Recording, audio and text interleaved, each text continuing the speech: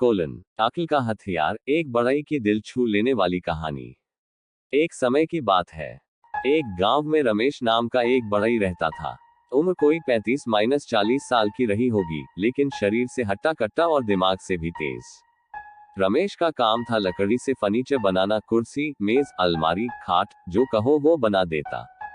उसकी कारीगरी पूरे आसपास के गांवों में मशहूर थी। जो एक बार उसका काम करवा ले, वो दोबारा किसी और के पास नहीं जाता था।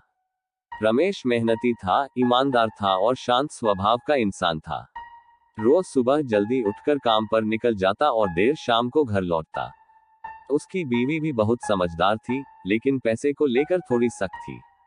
रमेश को हर बार हिसाब देना पड़ता था कि उसने कहाँ कितना कमाया और कहाँ खर्च किया।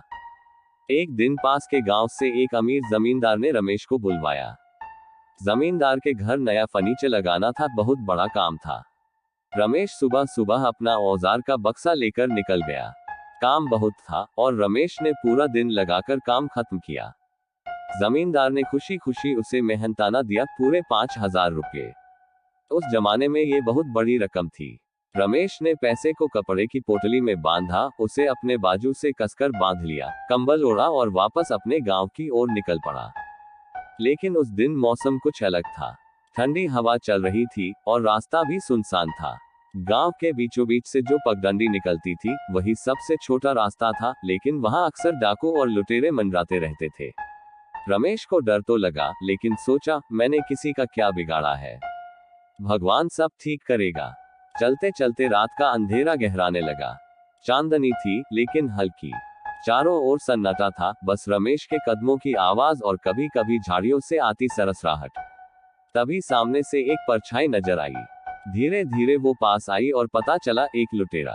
उसके हाथ में बंदूक थी और चेहरा एक कपड़े से ढका हुआ। लुटेरे ने कड़क आवाज में कहा, जो कुछ भी है, निकाल दो वरना गोली मार दूंगा। रमेश ने एक पल को उसे ऊपर से नीचे देखा। लुटेरा कद काठी से दुबला पतला था, लेकिन उसके हाथ में बंदूक थी और वही उसकी ताकत थी। रमेश समझ गया कि अब बात सीधे मुकाबले की नहीं, अक्ल की है। रमेश ने बिना कुछ कहे पोटली लुटेरे की तरफ बढ़ा दी और बोला, ठीक है भाई, ले लो पैसे, लेकिन मेरी एक बात मानोगे? लुटेरा चौंका, क्या? रमेश ने कहा, घर पहुंचकर मेरी बीवी पूछेगी कि पैसे कहाँ गए, तो मैं क्या बताऊंगा? वो तो यही समझेगी कि मैंने जुए में हार दिए या कोई झूठ बोल रहा हूँ।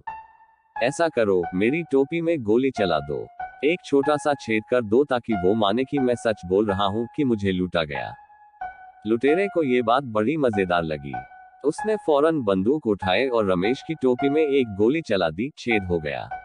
रमेश ने कहा, बहुत बढ़िया, अब एक काम और करो, इस कंबल में भी 4-5 छेद कर दो। बीवी को यकीन होगा कि लुटेरे ने पूरा हमला किया था। लुटेरे को ये खेल और भी रोचक लगने लगा।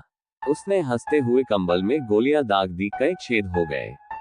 अब रमेश ने अपनी जैकेट उतारी और बोला, भाई, इसमें भी 1-2 छेद कर दो, ताकि गांव वाले मुझसे सहानुभूति रखें। सब कहें कि मैं बहादुरी से लड़ा, लेकिन फिर भी हार गया। लुटेरे ने बंदूक उठाई, फिर अचानक रुक गया। बोला, अबे बस कर, बंदूक की गोलियां ही खत्म हो गईं अब। रमेश मुस्कुराया, यही तो वो चाहता था। उसने एकदम से छलांग मारी और लुटेरे को दबोच लिया। लुटेरा हैरान परेशान, डर के मारे कांपने लगा। रमेश ने गुस्से से कहा, अबे चल, चुपचाप पोटली दे, वरना तुझसे वो हाल करूंगा कि तू खुद अपने को नहीं पहचान पाएगा। तेरी ताकत थी ये बंदूक, अब जब ये भी तेरे पास नहीं रही, तो तू क्या कर लेगा? लुटेरे की जान हलक में आ गई। उसने पोटली वापस की और जान बचाकर वहां से भाग खड़ा हुआ। रमेश ने चैन की सांस ली। वो जानता था कि अगर वह गुस्से या डर में कोई गलती करता तो जान भी जा सकती थी। लेकिन उसने अपने दिमाग से काम लिया और बिना एक भी घूंसा मारे अपनी मेहनत की कमाई बचा ली। जब वह घर पहुंचा, उसकी बीवी ने सारे छेद देखे और रो पड़ी। उसने रमेश को गले से लगा लिया और कहा, तुम्हारे जैसा ईमानदार और बहादुर आदमी कोई नहीं हो सकता। अगले दिन गांव वालों को जब ये बात पता चली, तो सब हैरान रह गए। सबने कहा, रमेश तो सिर्फ बड़ा ही नहीं, एक बुद्धिमान योद्धा है, जिसने अपने दिमाग से डाकू को भी चकमा दे दिया। शिक्षा। मुसीबत चाहे कितनी भी बड़ी क्यों ना हो, अगर आप घबराए नहीं और दिमाग से काम लें, तो आप हर मुसीबत से बाहर निकल सकते हैं। ताकत बंदूक से नहीं, सोच से होती है।